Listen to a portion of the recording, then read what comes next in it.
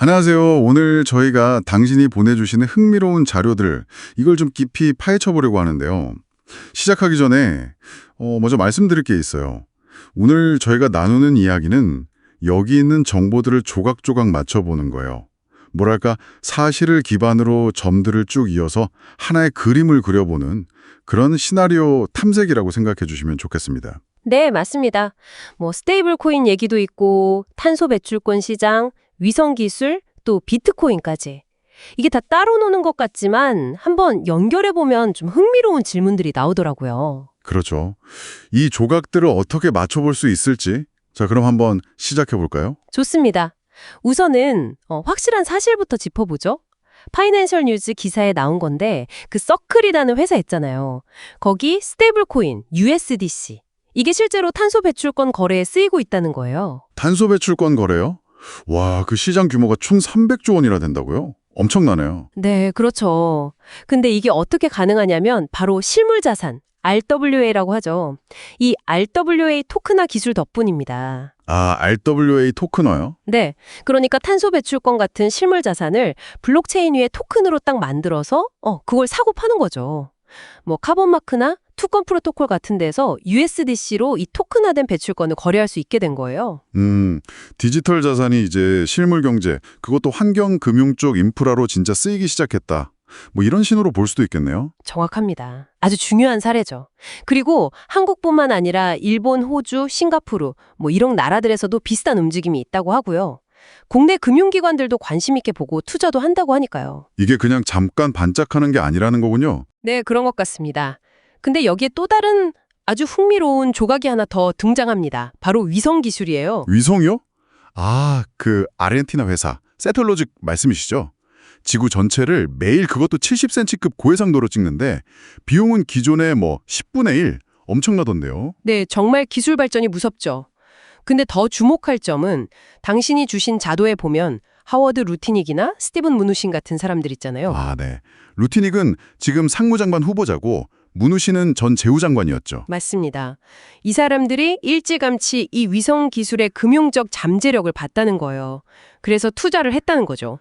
단순히 위성사진 팔아서 돈 버는 것 이상을 봤다. 그렇죠. 이걸로 전 세계의 숲이나 농지, 시설물 같은 실물 자산들을 실시간으로 다 들여다보고 측정할 수 있다는 거죠. 그러면 이걸 기준으로 탄소세를 매기거나 관련 금융상품 가격을 정하는데 쓸 수 있지 않을까? 이런 계산을 했다는 겁니다. 와, 스케일이 엄청난데요? 네.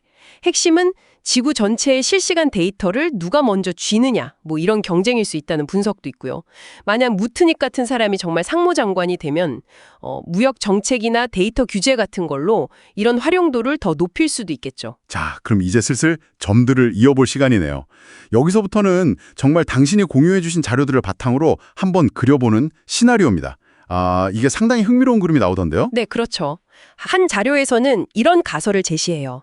만약에 루트닉이 상무장관이 되고 2025년이라고 가정해보죠. CEP라는 스펙, SPACC가 등장하는데 여기에 테더나 소프트뱅크 같은 큰 손들이 투자자로 들어온다는 거예요. 테더랑 소프트뱅크요? 네. 그리고 트윈트 먼티피털이라는 회사를 통해서 비트코인을 담보로 잡고 뭔가 새로운 민간 신용 시스템을 만들려고 한다. 이런 시나리오죠. 잠시만요. 비트코인을 담보로 신용을 창출한다고요? 그게 어떻게 가능한 거죠? 가설은 이렇습니다. 테더가 돈을 대주고 비트코인을 막 사들여요. 그리고 스펙으로 기관들 돈을 또 모아서 그걸로 또 비트코인을 매집하고 이렇게 모은 비트코인을 중앙은행의 준비금처럼 써서 이걸 기반으로 새로운 신용을 찍어낸다는 거죠. 와, 굉장히 대담한 발상인데요. 그렇죠. 아주 대담하죠. 근데 여기에 탄소가 연결될 수 있다는 분석이 나옵니다. 탄소요? 비트코인 담보 시스템이랑 탄소는 어떻게 연결되죠? 예전에 왜 페트로달러 시스템 있었잖아요. 석유 거래는 달러로만 하게 했던 거예요. 아, 네네. 그것처럼 이제 기후변화 시대에는 탄소 배출, 이게 새로운 국제적인 기준 혹은 비용 부과의 근거가 될 수 있다는 거예요. 그래서 시나리오는 이렇게 흘러갑니다. 세텔로직 같은 위성 네트워크로 전 세계 탄소 배출량을 실시간으로 쫙 감시해요. 그리고 그걸 기준으로 탄소세를 물리거나 배출권을 나눠주는 거죠. 아하. 그리고 그 결제는 달러나 아니면 아까 말한 그 스테이블 코인, USDC 같은 걸로 내라고 요구를 할 수 있겠군요. 바로 그거죠. 정확합니다.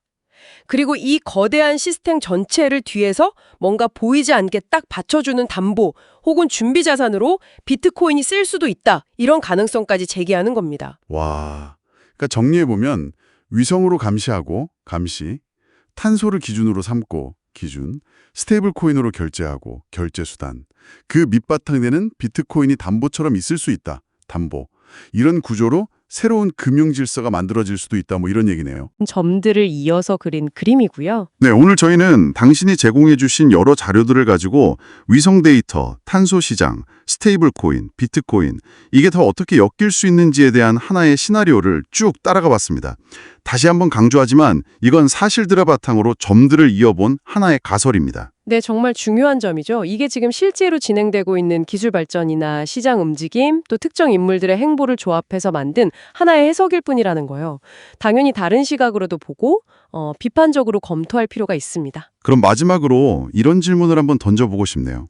만약에요, 정말 만약에 이런 위성 기반의 실시간 감시 그리고 데이터에 기반한 금융 시스템이 현실화된다면 이게 과연 국가 간의 관계나 금융 시스템의 투명성 그리고 어쩌면 우리 각자의 프라이버시에는 어떤 영향을 미치게 될까요?